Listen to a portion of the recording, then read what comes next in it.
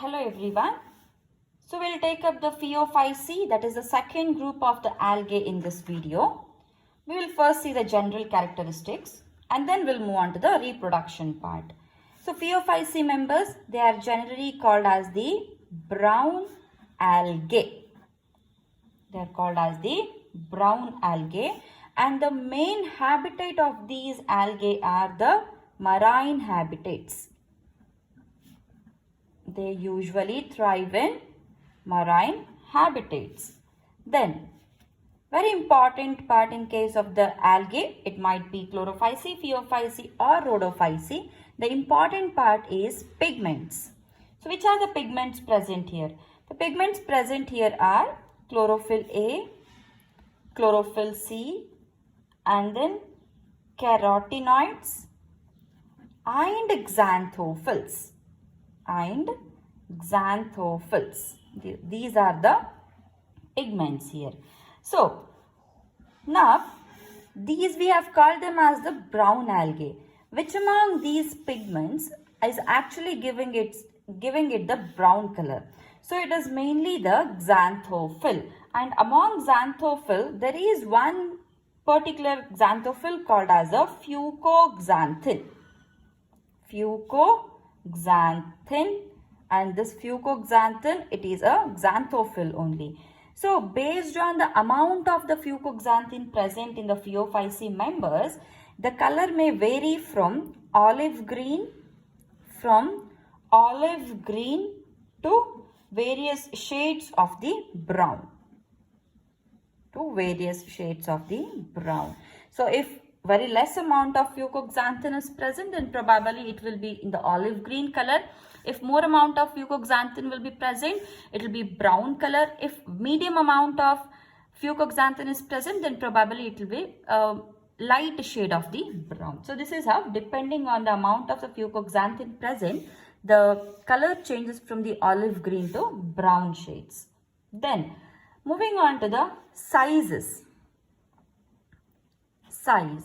So in case of the size here, they show a great variation actually. You can find the most simple forms also. For example is Ectocarpus. Ectocarpus is an example for the simple form, which is just only branched and it is filamentous. That's it. Branched and filamentous. Whereas we have some massive forms also. Massive forms. A good example for this is Scalps. So which is profusely branched. Profusely is nothing but is very much branched. Okay. So example is Scalps.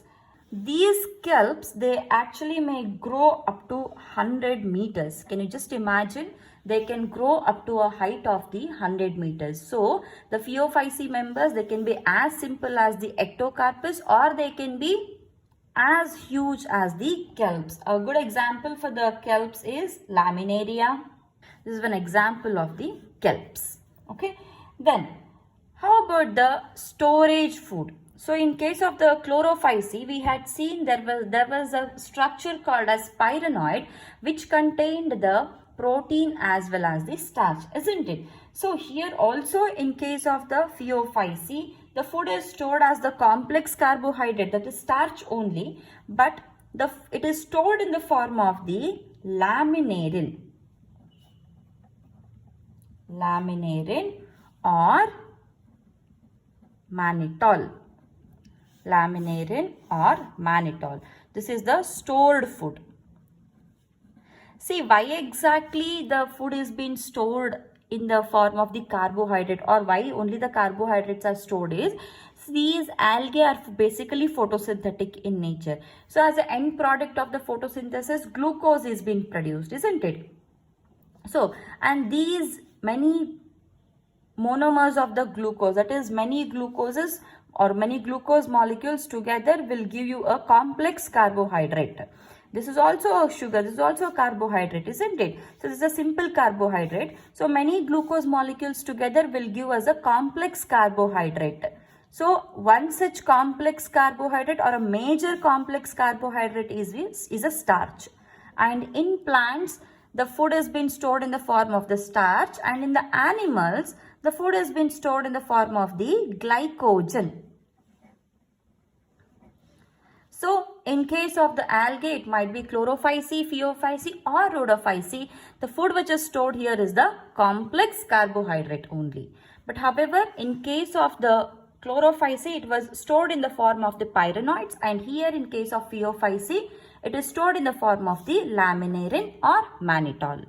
Then moving on to the cell wall here. Again, very, very important. So cell wall, it is having two layers. One is a inner layer, another one is the outer layer. So the inner layer, it is made up of cellulose. Inner layer is made up of cellulose, and outer layer, it is made up of algin. It is made up of algin, which is a hydrocolloid. We had seen this in the economic importance of the algae, isn't it? So we know already what is algin. So if you have not watched my previous videos, please go back to my previous videos and please watch the general characteristics of algae, so that you will have the clear understanding of many terms which we are using here. And then another important feature of the pheophyce here is the protoplast present in the pheophyce. That is, the protoplast is cell without a cell wall, is called as a protoplast. So it mainly contains plastids, a vacuole or a centrally located vacuole, and nucleus. Then the body differentiation, okay, or the body organization.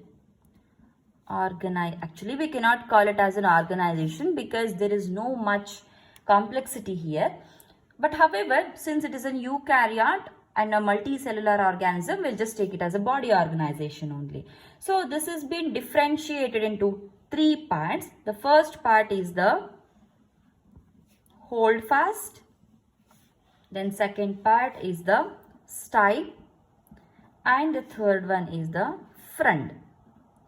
So this holdfast is mainly for the attachment. This is for the attachment. Stipe is just a stalk-like structure or a stem-like structure. This is stem-like, and attachment, since it is helping in the attachment, it is just functioning as a root. So we can call it as a root-like. Okay, only the function-wise it is root-like. And the frond is actually a photosynthetic organ, and actually the photosynthesis should take place in leaf, isn't it? So since in case of the pheophyce, the photosynthesis taking place in the frond, we call the frond as a leaf-like. Leaf-like photosynthetic organ. Leaf-like photosynthetic organ. So if you see the structure, let's imagine this is a substratum. This is a substratum. What is a substratum? Substratum is anything to which is giving the support. The surface to which the algae is getting attached is called as a substratum. So this is the attachment surface or substratum. So now we have a small base-like structure here which is helping in the attachment, which is called as the holdfast. From this there is a origination of a stem-like structure, or in other terms which can be called as stipe. And from here there is a leaf-like structure which is called as frond, and this is the photosynthetic structure. So this is actually not a plant. This is very, very minute structure. So this is just showing the differentiation. It is not the root, but it is acting like a root because it helps in the attachment. So we call it as a root-like structure. This is not a stem. It is just carrying the bulk of the plant. Hence, we are calling it as stem-like. This is not a leaf, but still it is undergoing photosynthesis, so we are calling it as the leaf-like structure. So what you have to observe here is, In case of Monera or in case of Protista and fungi, or at least till Monera and the Protista, the organisms were all unicellular, isn't it? So when it came to the fungi, the organisms became multicellular, but still there was no body organization. It was just a mass of the cells. Now, when it has entered the plants, in the course of the evolution, we have to observe how the body structure is been developing.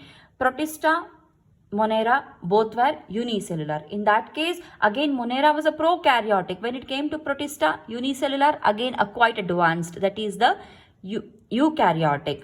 And then when it came to the fungi, from the unicellular, the organisms shifted to multicellular. However, it is again eukaryotic. But when it came to the plantae, from here the body organization has just started, isn't it? So in case of Phaeophyceae, we have just seeing the origination of root-like, stem-like and leaf-like structures. So hence onwards we will be seeing all the proper structures, okay? So then another important feature of the Phaeophyceae members is they have air bladders. They have air bladders which is providing the buoyancy. So these are few important characteristics of the Phaeophyceae. Then about the reproduction.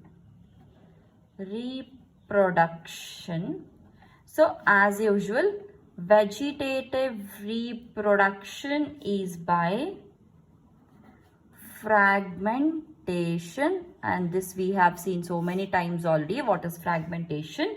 Please watch the previous videos for the explanation. And then there is asexual reproduction, and this is again by biflagellate zoospores. Biflagellate zoospores, there will be two flagella present. Okay, bi is two flagellas. So one thing which you have to remember here is the two flagellas are unequal here. Okay, the biflagellate, both the flagellas are unequal in case of the biflagellate zoospores. Then moving on to the sexual reproduction. Again it might be isogamous, it might be anisogamous, or it might be oogamous.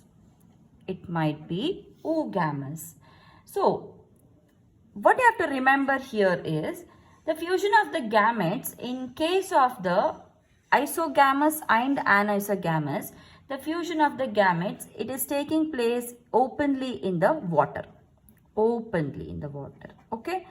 Whereas in case of the oogamous, it is taking place in the water only, but here the fusion is taking place in some specialized structure called as oogonium. In case of the isogamous and anisogamous, the fusion is taking place openly in the water. In case of the oogamous, the fusion is taking place in the water only, but not openly. It is in a closed structure which is called as the oogonium. So this is one difference as compared to the previous groups of the algae. So then moving on to a few examples here is, so one example we had seen it, a simple algae, that is Ectocarpus. Okay, another one is for the kelps, that is the Laminaria. And other examples are Sargassum. We have seen this Sargassum in the economic importance of the algae, as well as the Fucus, which was actually important in the iodine, isn't it? So these are few examples, that is Ectocarpus, Laminaria, Sargassum and the Fucus. In the next video, we will take up the Rhodophyceae.